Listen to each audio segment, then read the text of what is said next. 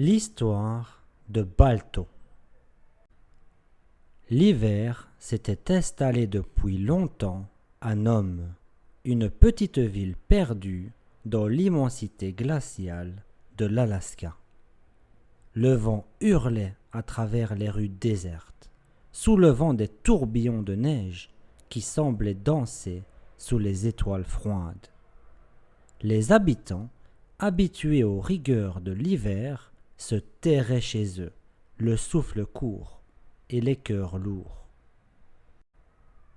Cette année-là, en 1925, un mal invisible s'était glissé dans la ville, frappant d'abord les plus jeunes. La diphtérie, une maladie rare mais mortelle, se propageait comme une ombre funeste. Les enfants, faibles et fébriles, luttaient pour respirer, alors que leurs parents, impuissants, regardaient les médecins avec désespoir. Le seul espoir de survie reposait sur un sérum miracle, un antitoxine capable de sauver les vies. Mais ce sérum se trouvait loin, très loin, à près de 1000 kilomètres de là, et le temps pressait. Tous les moyens de transport étaient inutilisables. Les avions ne pouvaient pas décoller dans le blizzard, et les voies ferrées étaient ensevelies sous des montagnes de neige.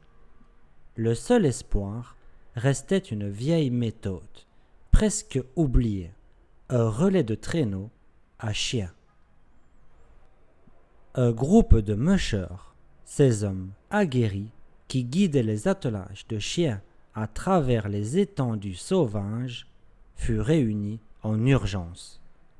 Ils se préparent à braver l'impensable pour apporter le précieux sérum à Nome. Parmi ces hommes, Gunnar était l'un des plus expérimentés et il avait un chien qui n'était pas tout à fait comme les autres, Balto. Balto n'était pas un chien de tête, celui qui guide l'attelage et prend les décisions cruciales dans les moments les plus difficiles. Pourtant, il était fort, endurant et doté d'un instinct presque surnaturel. Balto avait toujours été loyal, mais il n'avait jamais eu l'occasion de prouver sa valeur de manière spectaculaire. Le relais de traîneau commença sa course contre la montre. De jour comme de nuit, les mushers et leurs chiens traversaient des paysages désolés, où le froid mordait la peau et la neige aveuglait les yeux. Les tempêtes de neige transformaient le monde en un océan blanc, où l'on pouvait facilement se perdre et ne jamais revenir. Lorsque Gunnar prit le relais, la situation était critique. Le blizzard était si violent qu'il devenait impossible de voir à plus de quelques mètres.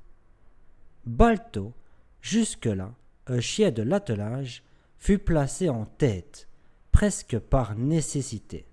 Ce fut un moment décisif. Le vent soufflait avec une telle force qu'il arrachait presque les hommes de leurs traîneaux. Gunnar, ses mains gelées, cramponnées aux rênes, laissait Balto guider l'équipe.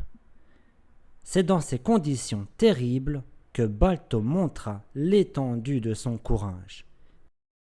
Ignorant le froid qui gelait ses pattes et ses poumons qui brûlaient, il continua d'avancer, tirant l'équipe à travers la tempête. Là où l'homme était aveuglé, Balto se fiait à son instinct, sentant le chemin sous la neige et devinant la direction à suivre dans l'obscurité. Pendant des heures qui semblaient des jours, ils avancèrent, luttant contre le froid et la fatigue. Balto n'hésitait jamais, pas même lorsque le vent sifflait à ses oreilles comme un cri de l'enfer. Gunnar savait qu'il ne pouvait rien faire d'autre que de faire confiance à son chien. Finalement, après ce qui parut être une éternité, ils aperçurent les lumières d'un homme scintillant faiblement à travers la tempête. Balto, épuisé mais déterminé, mena son attelage jusqu'au centre de la ville. Le sérum, gelé mais intact, fut livré au médecin. Grâce à l'incroyable endurance de Balto et au courage des mûcheurs, les enfants de Nome furent sauvés. Balto, autrefois un chien de traîneau, devint un héros. Une statue fut érigée en son honneur à Central Park, New York, portant l'inscription « Endurance, fidélité, intelligence ».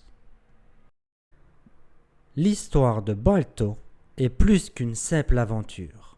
C'est une légende qui rappelle que, même dans les moments les plus sombres, le courage et la loyauté peuvent triompher de tous les obstacles.